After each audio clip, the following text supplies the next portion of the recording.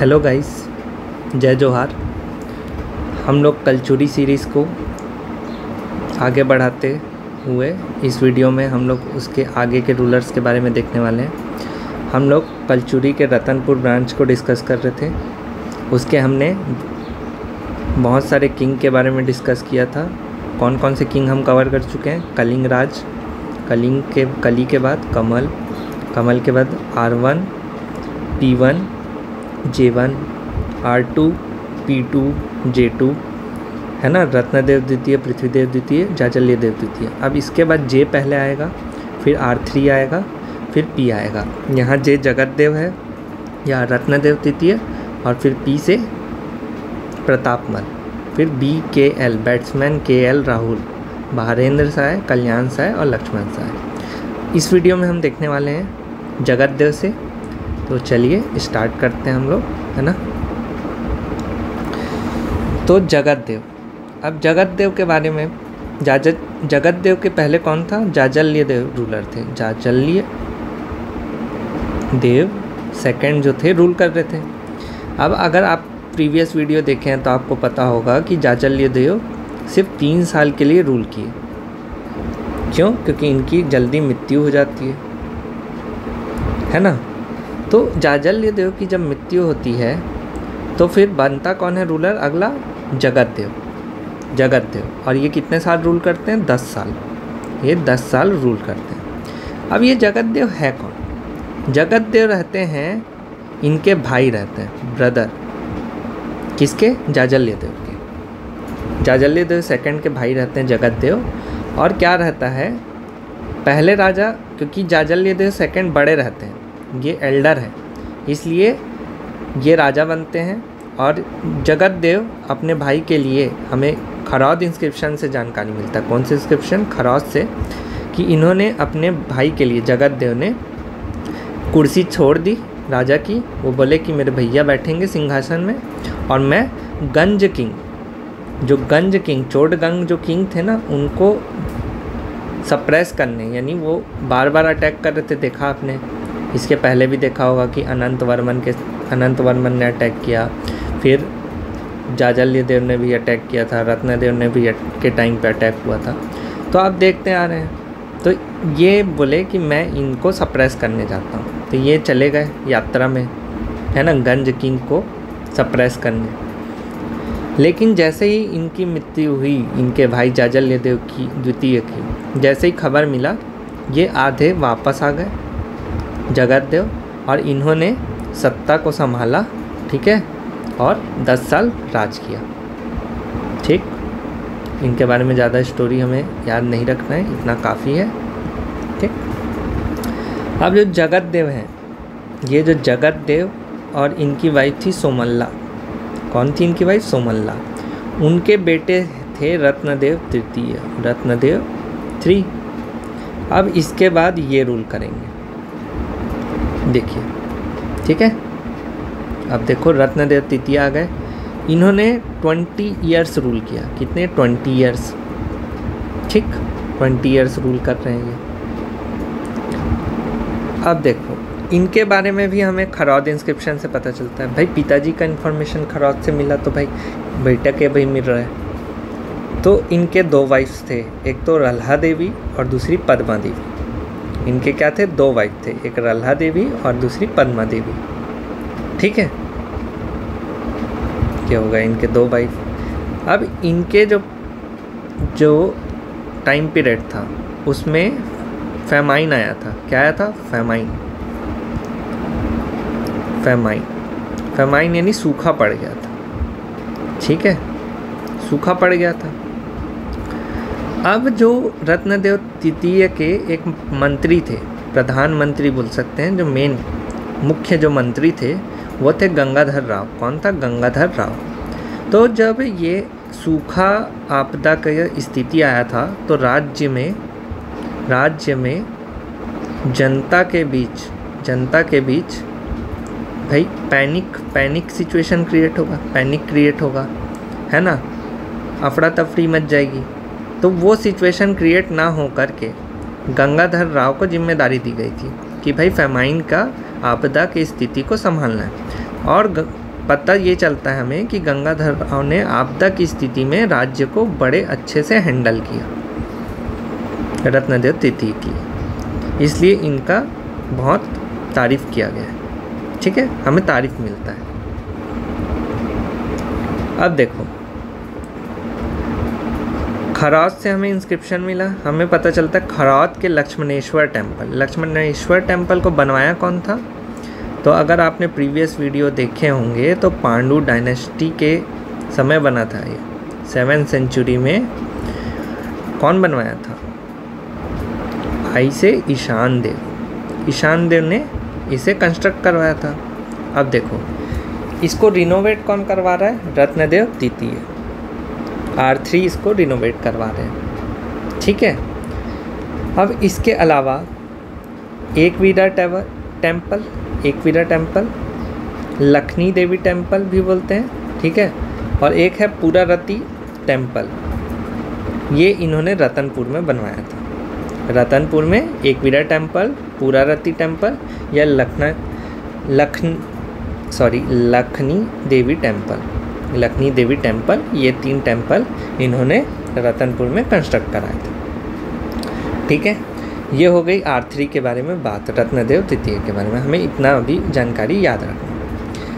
मेरे को पता है कन्फ्यूजन हो रहा होगा, लास्ट में एक बार हम लोग और जल्दी देखेंगे कि शॉर्ट में कि कैसे सारे राजाओं को हमें याद करना है और डिस्कस करना है। ठीक है, अभी एक चीज़ देख लेते हैं। जैसे अभी यहाँ खरौद का लक्ष्मणेश्वर टेम्पल को किसने, देखो लक्ष्मणेश्वर टेम्पल, ठीक, खरौद, इसको किसने रिनोवेट करवाया? यहाँ लिख लेते हैं रिनोवेट कौन करवा रहा है? R3। ठीक है, बनवाया कौन था? ईशान देव।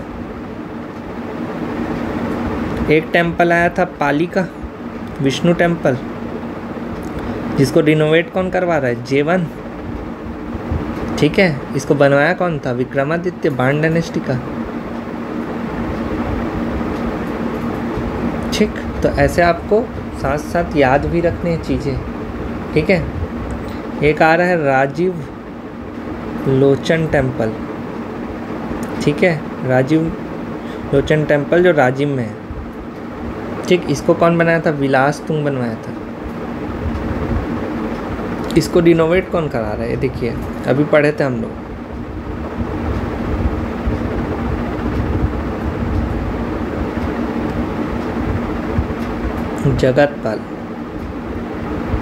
जगतपाल जो P2 के अंदर है। ठीक है, थोड़ा सा कचरा हो गया। क्या होता है ना, मैं फ्लो में आता हूँ तो फिर मैं लिख देता हूँ मुझे जहाँ जगह मिलता है। Sorry for this. ठीक है, तो ऐसे आपको धीरे धीरे क्लियर होगी चीज़ें, है ना, एकदम से याद नहीं होगा। ठीक है, अभी फर्स्ट राउंड में क्या कीजिए, पहले चीज़ों को नोट कीजिए और पहले एक बार रीड कीजिए। उसके बाद सेकंड राउंड रीडिंग करेंगे, तब आपको थोड़ा क्लैरिटी मिलेगा। और फिर मैं एक फुल वीडियो बनाऊंगा जिसमें मैं बहुत जल्दी आपको सारे राजाओं को कैसे याद करना है, कैसे जल्दी याद रख सकते हैं, किस फ्लो में पढ़ें, एक बार देख लेंगे। ठीक है, उसके बाद आए प्रतापमल, 1198 से 1222 तक इन्होंने रूल किया। ठीक है, अब जो इनका हम लोग को पेंड्राबान कॉपर प्लेट मिलता है, पेंड्राबान कॉपर प्लेट, जहाँ हम लोग को इनके विजय अभियान के बारे में पता चलता है। जैसे बोल सकते हैं भाई प्रतापमल प्रतापी राजा थे, साहसी थे, इसलिए विजय अभियान पे निकले थे। ठीक है, इनके बारे में हमें ज़्यादा जानकारी नहीं मिलती, ज़्यादा याद भी नहीं रहती। फिर देखिए, प्रतापमल के बाद एक अंधकार युग आ जाता है। अंधकार युग मतलब हमें इसके बाद 200 साल तक ज़्यादा कुछ साक्ष्य नहीं मिलते इस डायनेस्टी के बारे में, सिर्फ नाम पता चलता है। ठीक है, तो इसे हम कह दिए कलयुग नहीं, सॉरी, अंधकार युग, है ना, अंधकार युग, कलचुरी डायनेस्टी का अंधकार युग। ठीक है, तो 200 साल तक इसका कोई एविडेंस नहीं मिल रहा है। फिर बहराइंद शाही से हमें जानकारी मिलना फिर चालू हो जाता है। तो पहले हम लोग देखते हैं अंधकार युग में कौन कौन राजा थे। तो पहला है जय सिंह देव, फिर धर्म सिंह, फिर है जगन्नाथ, फिर है वीर सिंह, फिर कमल देव, फिर शंकर साय, फिर मोहन साय, फिर धदुद्रम, फिर पुरुषोत्तम। तो ये कुछ हमें राजाओं के बारे में जानकारी मिलता है। ठीक, फिर आते हैं बहारेंद्र साय। फिर कौन आते हैं? बहारेंद्र साय। अब देखो बहारेंद्र साय से फिर अब हमें स्टोरी याद रखनी। ठीक है, अब देखो मैंने बताया था कि रतनपुर ब्रांच, रतनपुर जो कलचुरी है उसके 3 कैपिटल होंगे। 3 कैपिटल कौन कौन से? एक तो सबसे पहले हुआ तुम्मान, कोरबा में है। देखो इसको याद कैसे रखेंगे 3 कैपिटल को? कोरबा में तुम्मान है। ठीक है, तो जो सबसे पहले कलचुरी के कलिंग राज थे उन्होंने कोरबा के पाली को, पाली कोरबा में है, उसको कैप्चर किया था। तो पहला कैपिटल कोरबा में बनेगा, तो तुम्मान बना। दूसरा बना रतनपुर, रत्नदेव ने बनवाया था। अब तीसरा बनेगा छुर्री कोसगई। तीसरा बनेगा छुर्री कोसगई। ये छुर्री कोसगई कौन बना रहा है कैपिटल? बहारेंद्र साय। बहारेंद्र साय ने छुर्री कोसगई को कैपिटल बनाया। ठीक है, अब इनका हमको 2 इंस्क्रिप्शन मिलता है, एक तो रतनपुर इंस्क्रिप्शन और एक कोसगई इंस्क्रिप्शन।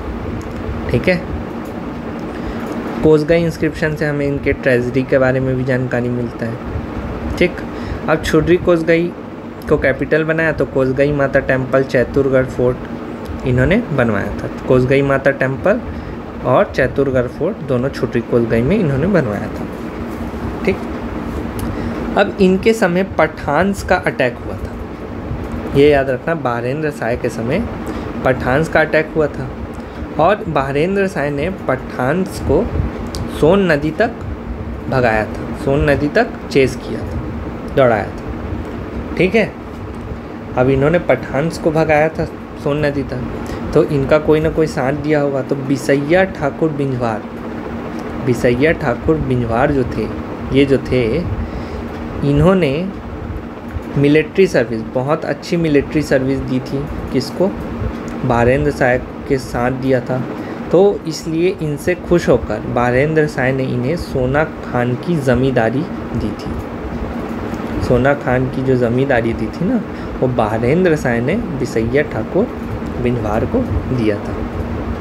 ठीक है, चलिए अब देखिए BKL राजा के हम लोग देख रहे थे। BKL बहारेंद्र साय, कल्याण साय, लक्ष्मण साय। अब कल्याण साय पे आते हैं। ठीक है, देखो कल्याण साय, कल्याण साय ने जो गज किला था रतनपुर में, जो गज किला पीटू ने बनवाया था, पीटू ने गज किला बनवाया रतनपुर में। वहाँ जगन्नाथ स्वामी जी का जो टेम्पल है उसको कल्याण साय ने बनवाया। जो जगन्नाथ स्वामी जी का उसके अंदर गज किला के अंदर एक मंदिर बनवाया, वो किसने बनवाया? कल्याण साय ने। ठीक है, अब देखिए बाबू रेवाराम बोलते हैं कि Babu, according to the Babu Rewaram, Mughal emperor Akbar called them to resolve the dispute between Kalyan Sai and Mandla king. देखो क्या हुआ था, जो कल्याण साय थे उन्हें माना जाता है कि अकबर या मुगल के कोर्ट में 8 साल तक रखा गया था बाबू रेवाराम के अकॉर्डिंग। ठीक है, ये कहते हैं कि जो कल्याण साय है, कल्याण साय और मंडला किंग है, मंडला जो किंग थे उनके बीच में डिस्प्यूट चल रहा था। तो इस डिस्प्यूट को सॉल्व करने के लिए अकबर ने अपने कोर्ट में कल्याण साय को बुलाया था। ठीक, बाबू रेवाराम बोलते हैं। गोपल्ला गीत, गोपल्ला गीत गाया जाता है जो फेमस है गोपल्ला गीत। उसमें बताया कि जहांगीर ने उन्हें 8 साल तक बंदी बनाया था। जहांगीर ने, मतलब जहांगीर ने बुलाया था। ठीक है, अब तुजुक ए जहांगीरी, जो तुजुक ए जहांगीरी जो ऑटोबायोग्राफी है जहांगीर का, उसमें जहांगीर के सन परवेज़ ने बताया है ना, जहांगीर के सन परवेज़, मतलब ये बताया जा रहा है कि जहांगीर का जो बेटा था परवेज़, वो कल्याण साय को दिल्ली के कोर्ट में लेकर आया था। ठीक है, तो ये अलग अलग फैक्ट्स रखे गए है ना। ज़्यादातर अगर देखा जाए तो हमें एविडेंस मिलता है कि जहांगीर जो थे उस समय टाइम पीरियड जहांगीर के टाइम पीरियड के बात है। ठीक है, हम लोग को गोपल्ला गीत में ये भी स्टोरी मिलता है कि जहांगीर ने 8 साल के लिए कैप्चर किया हुआ था किसको, कल्याण साय को। ठीक है, तो जो गोपल्ला नामक एक व्यक्ति थे, जो क्या थे, गोपल्ला नामक व्यक्ति थे, वो क्या थे, रेसलर थे, रेसलर है ना, कुश्ती लड़ते थे। वो वहाँ गए अकबर के या जहांगीर के कोर्ट में। उन्होंने अपने रेसलिंग से खुश करके कल्याण साय को छुड़वाकर वापस लाया, पूरे रेस्पेक्ट और बिना किसी टैक्स, बिना किसी फाइन पे करने के, बिना किसी पनिशमेंट के छुड़वा कर लाया। इसलिए उनके रिटर्न के अवसर पर गोपल्ला गीत गाया जाता है। ऐसा स्टोरी है। ठीक है, अब देखो जो कल्याण साय जो थे ना, उनका हम लोग को एक रेवेन्यू बुक मिलता है, रेवेन्यू बुक, कि उस समय क्या व्यवस्था थी जिसके तहत वो रेवेन्यू या टैक्स कलेक्शन किया करते थे। ठीक है, और जो रेवेन्यू बुक में जो सिस्टम मिलता है वो जामबंदी सिस्टम हमें पता चलता है, जामबंदी। ठीक है, और यही सिस्टम को ब्रिटिश सेटलमेंट, जब चिस्म थे, ब्रिटिश सेटलमेंट आएंगे बिलासपुर पे, उन्होंने 1868 पे, है ना, इस रेवेन्यू बुक को स्टडी किया और उस बेसिस पे टैक्स कलेक्शन करने का सिस्टम अपना जो था उसको आधार माना। किसका, कल्याण साय के समय जो सिस्टम था उसको आधार मानकर टैक्स कलेक्शन स्टार्ट की 1868 पे। उसे जामबंदी सिस्टम कहते हैं। ठीक है, और इस जामबंदी सिस्टम में क्या होता था, रायपुर और रतनपुर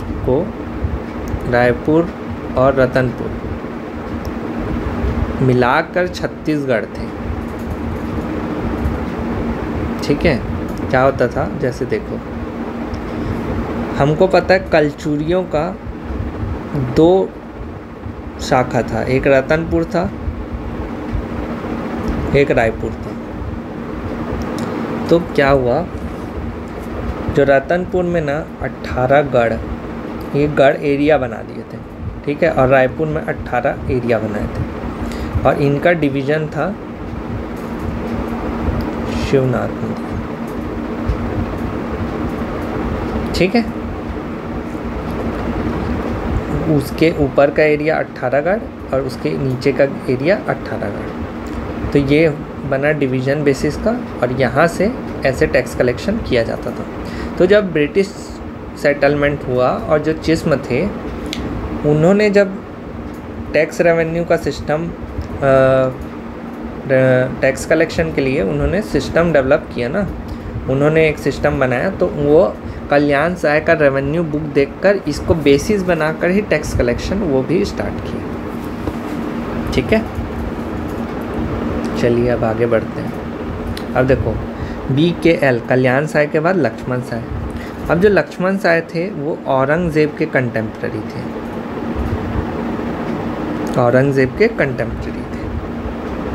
ठीक।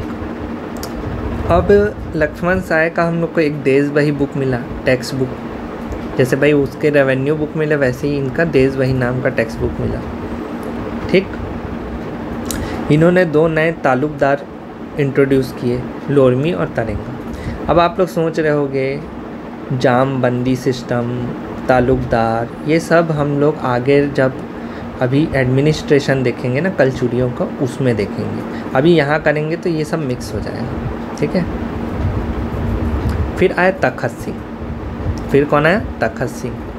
देखिए तखत सिंह तखतपुर बसाया तखत सिंह ने। ठीक है, और शिव टेम्पल बनाया, शिव टेम्पल भी बनवाया। अब तखत सिंह लोग 3 भाई थे, तखत सिंह, सिरदार सिंह और रघुनाथ सिंह, जैसे कि आपको पता है। लेकिन तखत सिंह के बाद इनके बेटे बनेंगे राज सिंह। देखो तखत सिंह के बाद कौन बनेगा, राज सिंह, और राज सिंह के बाद फिर उनके भाई बनेंगे। तो यहाँ कन्फ्यूजन होता है, हमेशा पूछता है कि तखत सिंह के बाद कौन बना। तो कई लोग सिरदार को मार देते हैं, उनके भाई, बट ऐसा नहीं है। इसके बाद इनके बेटे राज सिंह बनेंगे और राज सिंह के बाद इनके तखत सिंह के भाई सिरदार बनते हैं। ठीक है राजा, ऐसा है सीरीज। तो एक इम्पॉर्टेंट बात, तखत सिंह जो थे वो सनलेस थे, वो उनका वंश आगे नहीं बढ़ सकता था। तो भाई फिर राज सिंह कैसे हुए? तो उन्होंने बरगया ब्राह्मण से, है ना, ब्राह्मण से अपने वाइफ का नियोग करवाया, है ना, नियोग करवाया, जिससे उन्हें पुत्र की प्राप्ति हुई और राज सिंह का जन्म हुआ। ठीक है, तो अब समझ आया होगा स्टोरी आपको। अब देखिए राज सिंह हुआ, देखो ये छोटा छोटा है इसलिए मैं ज़्यादा डिटेलिंग नहीं कर रहा हूँ इसे इतना ही याद रखना है। अब राज सिंह आए, इनके बेटे राज सिंह आए। अब राज सिंह के अंदर कौन थे? गोपाल मिश्र। राज सिंह के कोर्ट में कौन थे? गोपाल मिश्र, ये फेमस पोएट हैं। ठीक है, इन्होंने खूब तमाशा लिखा, 1689 पे इन्होंने लिखा खूब तमाशा, जिसमें इन्होंने औरंगज़ेब की पॉलिसी के बारे में वर्णन किया। अब देखो 2-3 चीज़ है यहाँ। राज सिंह जो थे उन्होंने राजपुर बसाया नियर रतनपुर, राजपुर बसाया नियर रतनपुर, और दूसरा हवा महल और बादल महल रतनपुर में बनवाया, हवा महल और बादल महल रतनपुर में बनवाया। ठीक, अब राज सिंह के बेटे हुए विश्वनाथ सिंह।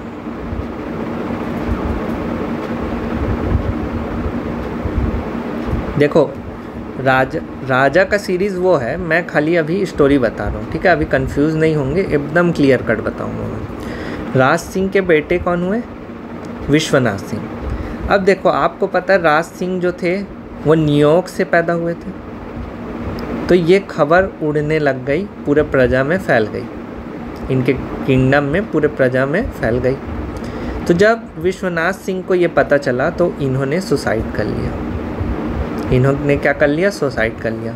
तो भाई अब विश्वनाथ सिंह तो गए, तो अब राज सिंह क्या करें? राज सिंह ने अपना सक्सेसर मोहन सिंह को बनाया। किसको? मोहन सिंह को। बोले कि मेरे बाद राजा मोहन सिंह बनेंगे, क्योंकि विश्वनाथ तो सुसाइड कर लिए। लेकिन मैंने आपको क्या बताया? तखत सिंह के बाद आया राज सिंह। तखत सिंह के बाद कौन बनेगा राजा? राज सिंह। राज सिंह के बाद कौन बन रहा है? सिरदार। राज सिंह के बाद कौन बन रहा है? सिरदार। और सिरदार के बाद रघुनाथ। तो अब आप सोच रहे होंगे ये मोहन सिंह कहाँ गया? ठीक है, चलिए अब आपको बताते हैं स्टोरी कि मोहन सिंह कहाँ गया। आइए देखिए, राज सिंह के बाद कौन बन रहा है? राजा सिरदार। तो जब राज सिंह की मृत्यु हुई, राज सिंह 1721 में राज सिंह की डेथ हुई, तो मोहन सिंह है ना, शिकार करने गए थे कहीं जंगलों में, या फिर बोल सकते युद्ध करने गए हुए थे। ये उस समय नहीं थे जब किसकी मौत हुई? राज सिंह की। तो भाई सिरदार जो थे तखत सिंह के भाई, वो रूलर बन गए। ठीक है, अब सिरदार का भी कोई बेटा नहीं था, ये भी चाइल्डलेस थे। तो अब इनके भाई जो रघुनाथ सिंह थे वो राजा बन गए। ठीक है, यानी मोहन सिंह को अभी तक मौका ही नहीं मिला। अब देखो मोहन सिंह को राज सिंह बोल के गए थे कि आप सक्सेसर हो गए, बट इनको मौका नहीं मिला। तो ये जो है, ये जेलसी, एंगर, इनके अंदर गुस्सा, जलन, ठीक है, विद्रोह की भावना, रिबेल, है ना, विद्रोह करने का सोच रहे थे। तो देखो रघुनाथ सिंह के समय मराठाओं ने आक्रमण किया, लेकिन क्या मराठा अपने आप आक्रमण कर लिए? मराठा तो उस समय अपने एरिया बढ़ा ही रहे थे, तो वो तो आक्रमण करना तय था। लेकिन मराठाओं को न्योता किसने दिया? मोहन सिंह ने। मोहन सिंह ने जब मराठा उड़ीसा कैंपेन के लिए जा रहे थे तो उन्हें रतनपुर कलचुरियों पर हमला करने का न्योता मोहन सिंह ने दिया था। तो उस समय भास्कर पंत, ठीक है, जब अटैक हुआ तो जो भास्कर पंत थे उन्होंने मराठाओं की तरफ से अटैक किया था, ठीक, और रघुनाथ जी सरेंडर कर देते हैं। और फिर यहाँ जो रहता है रतनपुरी कलचुरी जो रहता है, रतनपुर का जो कलचुरी रहता है वो मराठाओं के अधीन आ जाता है। तो अब आप सोच रहे होंगे ये इतने आसानी से सरेंडर कैसे कर दिए? पहली बात, ये बूढ़े हो चुके थे। दूसरा, इन्होंने अपने बच्चे, इनका एक बेटा था, उसका डेथ हो गया था, अपने बच्चे का उसी समय डेथ हुआ था, तो ये सदमे में थे। और दूसरा, ये बूढ़े हो गए थे, तो ऊपर से कमज़ोर राजा भी थे, तो इसलिए इन्होंने आसानी से सरेंडर कर दिया। और फिर यहाँ रतनपुरी कलचुरियों का एंड हुआ। अब देखो, मराठा ने रतनपुर के कलचुरियों को हराने के बाद, रघुनाथ सिंह को हराने के बाद, वो खुद रूल करने नहीं बैठे। उन्होंने कल्याणगिरी गोसाई को एज अ एडमिनिस्ट्रेटर बना दिया, और फिर मोहन सिंह को अपना रिप्रेजेंटेटिव बनाया। और मोहन सिंह 1758 तक इनडायरेक्ट मराठा रूल करते हैं ना, इनडायरेक्ट जब तक मराठा रूल होता है तब तक ये रूल करते हैं, यानी लास्ट में सत्ता तो इनको सत्ता भोगने का मौका तो मिला ना मोहन सिंह को, समझ रहे हैं? तो ये थी पूरी स्टोरी, ठीक है। अब कंफ्यूज नहीं होना है हमें। फिर से हम एक अगले वीडियो में हम देखेंगे स्टार्टिंग से लास्ट तक जल्दी से सारे राजाओं के बारे में कैसे डिस्कस करना है।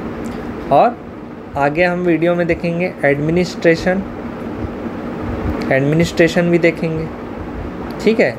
लेकिन एडमिनिस्ट्रेशन और रिवीजन देखने से पहले राजाओं का, अब हम देखेंगे इसके बाद रायपुर का कलचुरी ब्रांच। अभी हम रतनपुर डिस्कस कर रहे थे, अब इसके बाद देखेंगे रायपुर का ब्रांच, फिर देखेंगे एडमिनिस्ट्रेशन। क्या देखेंगे? एडमिनिस्ट्रेशन। और एडमिनिस्ट्रेशन के बाद हम लोग क्या देखेंगे? उसके बाद छोटे छोटे टॉपिक्स और देख लेंगे एडमिनिस्ट्रेशन में, जैसे कि हम लोग जामबंदी सिस्टम देखेंगे, टैक्स कलेक्शन कैसे था, स्टेटस कैसे था, कैसा डिवीज़न था, ठीक है, लाइफस्टाइल कैसी थी। तो थोड़ा सा ये सारी चीज़ें हम देखेंगे। और 18 गढ़ों के नाम भी देखेंगे कि रतनपुर में कौन कौन से गढ़ आते थे। तो ये सारी चीज़ें हम आगे के वीडियो में कवर करने वाले हैं, तो बिल्कुल निश्चिंत रहिए। लाइक, सब्सक्राइब और फॉलो कीजिए। Thank you.